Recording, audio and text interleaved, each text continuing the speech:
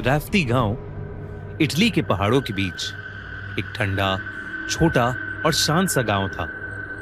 रात का समय था, आसमान में घने बादल थे और हवा के झोंकों के साथ चर्च की घंटी की हल्की सी गूंज सुनाई दे रही थी। विटोरियो, जो कि 14 साल का एक पतला दुबला सा लड़का था, अपने हाथ में एक छोटी सी थैली लिए वापस घर जा रहा था। गांव के एक दुकानदार से ब्रेड और थोड़ा चीज खरीदकर रास्ता बिल्कुल सुनसान था। तभी उसे अपने पीछे से किसी के चलने की आवाज आई। वो आवाज सुनते ही उसके कदम रुक गए। उसे महसूस हुआ कि जैसे कोई उसके पीछे खड़ा सांस ले रहा है, शायद कोई लंबा चौड़ा आदमी। विटोरियो ने पलट कर देखा, पर वहां कोई नहीं था। लेकिन फिर आसमान में एकदम से बिजली चमकी और उस बिजली में, उस सुनसान रास्ते पर उसे एक आदमी खड़ा हुआ दिखा।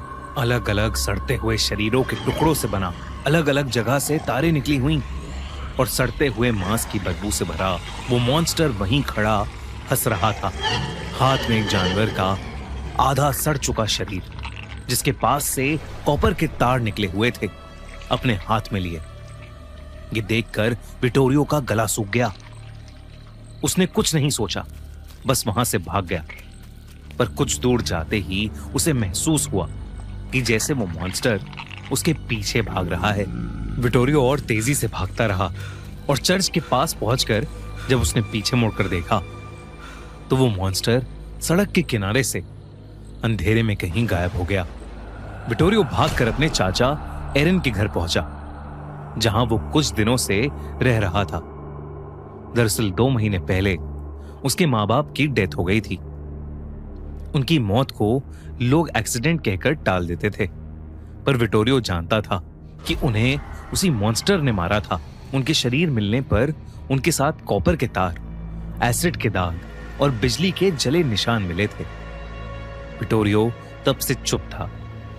उसके चाचा, एक पुराने सर्जन, अक्सर कहते थे कि विटोरियो के माँ बाप कुछ ऐसे एक्सपेरिमेंट्स कर रहे थे जो दुनिया के नेचुरल लॉज के खिलाफ थे। विटोरियो उस मॉन्स्टर से बहुत घबराया हुआ रहता था।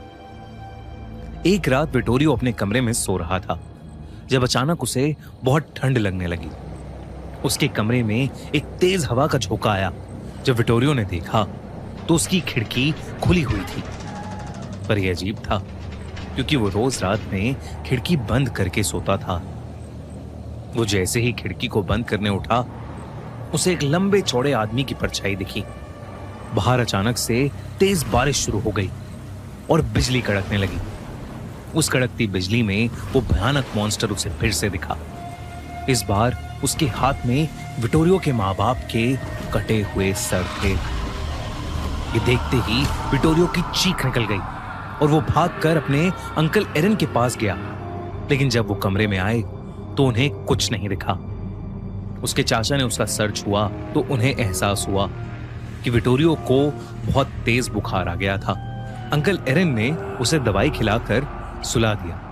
पर अगली सुबह जब विटोरियो की आंख खुली तो उसने देखा कि उसके कमरे के बाहर छोटे छोटे जानवरों की लाश पड़ी है, जिनके अलग अलग हिस्से एक दूसरे से जुड़े हुए हैं और सबके शरीर में इलेक्ट्रिसिटी शॉक्स के दाग हैं। कॉपर के पतले तार उनके इर्द गिर्द पड़े हैं, जैसे कोई उन्हें जोड़कर कुछ बना रहा हो। विटोरियो ने ये चीज अपने अंकल को दिखाने की कोशिश की, लेकिन वो लोग जब साथ गए तो उन्हें फिर से कुछ नहीं दिखा। गांव वालों में ये बात फैल गई थी कि विटोरियो पूरी तरह से पागल हो चुका है, क्योंकि विटोरियो जब भी घर पर अकेला होता तो उसके रोने और चिल्लाने की आवाजें आती रहती थीं।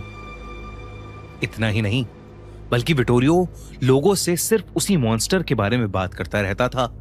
कई कई बार तो वो हाथ में मरे हुए जानवर लेता हुआ घूमता और अपनी जान के लिए मदद मांगता हुआ मिलता।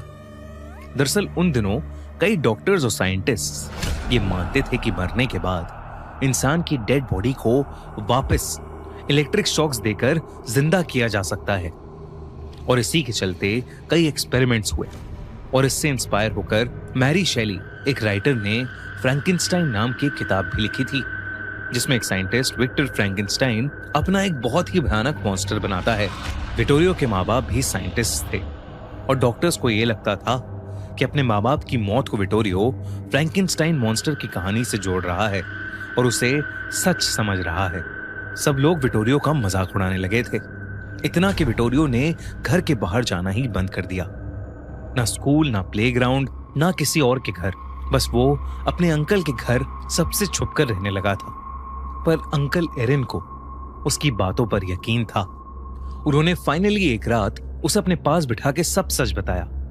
उन्होंने बताया कि उसके माँ बाप सच में एक डेड बॉडी को जिंदा करने का ही एक्सपेरिमेंट कर रहे थे, जो गलत हो गया। जिस बॉडी पर वो एक्सपेरिमेंट कर रहे थे वो अलग अलग लोगों के बॉडी पार्ट से जोड़कर बनाई गई थी। उन्हीं में से जिस इंसान का सर वो यूज कर रहे थे उसकी बहुत भयानक मौत हुई थी। विटोरियो के माँ बाप के किसी एक्सपेरिमेंट में वो जलकर मर गया था, बस उसका चेहरा बच गया था। उसकी मौत के बाद से विटोरियो की माँ को उसकी आत्मा अपने पूरे घर में दिखने लगी थी और उस भयानक आत्मा ने उसी डेड बॉडी पर कब्जा कर लिया जो विटोरियो के माँ बाप ने अपने फाइनल एक्सपेरिमेंट के लिए बनाई थी। अपना बदला लेने के लिए उस आत्मा ने उस भयानक शरीर की मदद से विटोरियो के मॉम डैड को मार डाला। विटोरियो के अंकल उसे ये बता ही रहे थे कि तभी उनके घर के अंदर सारी लाइट्स अचानक से फ्लिकर करने लगी। घर के सारे खिड़की दरवाजों पर जोर जोर से ठक ठक होने लगी और देखते ही देखते वो अपने आप ही खुल पड़े। साथ ही सारी लाइट्स अचानक से बंद हो गईं। पूरे घर में अंधेरा हो गया था और बहुत तेज ठंडी हवा का झोंका उनके घर में घुस आया। साथ ही एक अजीब सी स्मेल भी घर में घुस आई, सड़ते हुए मांस की स्मेल। विटोरियो को बहुत ज्यादा डर लग रहा था। उसके अंकल एरन विटोरियो को दिलासा दे रहे थे, लेकिन अंदर ही अंदर उन्हें भी बहुत डर लग रहा था। उन्होंने किसी तरह अंधेरे में एक कैंडल ढूंढी, उसे जलाया, पर विटोरियो को उस कैंडल की रोशनी में कुछ बहुत ही दिल दहला देने वाला नजर आया। अंकल एरन के ठीक पीछे एक बड़ी सी परछाई थी, उस लंबे चौड़े भयानक मॉन्स्टर की। जैसे ही अंकल एरन पीछे मुड़े उनकी कैंडल बुझ गई। उन्होंने फिर से वो कैंडल जलाई, पर इस बार उनके रोंगटे खड़े हो गए, क्योंकि अब उस रोशनी में पहली बार वो उस खौफनाक मॉन्स्टर को देख रहे थे। वो उनके सामने खड़ा था, वही आधा जला हुआ चेहरा, कॉपर के तारों से जुड़ा उसका शरीर और उसके हाथ से ऐसे टपक रहा था। उसकी आंखें बिल्कुल सफेद थीं, जैसे अंधेरे में बिजली चमक रही हो। अंकल एरन पीछे हटे, लेकिन उनका पैर किसी कॉपर वायर से उलझ गया। उस मॉन्स्टर ने अपने हाथों से अंकल एरन की गर्दन पकड़ ली और उन्हें हवा में उठा लिया। एरन के शरीर में जोरों के इलेक्ट्रिक शॉक्स दौड़ गए। अंकल एरन की उसी समय सांसें रुक गईं और कुछ ही लम्हों में उनका पूरा शरीर काला पड़ गया। अचानक उनकी चीखें सुनकर आस पड़ोसी वहां आ गए। जब वो अंदर गए तो उन्होंने देखा कि नन्हा सा विटोरियो अपने अंकल की बॉडी के बगल में बैठा रो रहा है। एरन के शरीर के इर्द गिर्द कॉपर के तार लपटे हुए हैं और उनके चेहरे पर वही जले हुए निशान हैं। कुछ लोगों ने उन्हें हिलाने की कोशिश की, पर उनका शरीर ठंडा पड़ा था, आंखें खुली और खून जम चुका था। वो इस दुनिया से जा चुके थे। वो मॉन्स्टर कहीं नहीं दिख रहा था, लेकिन एरन की हालत देखकर वो लोग समझ गए कि शायद विटोरियो आखिरकार उस मॉन्स्टर के बारे में सच ही बोल रहा था।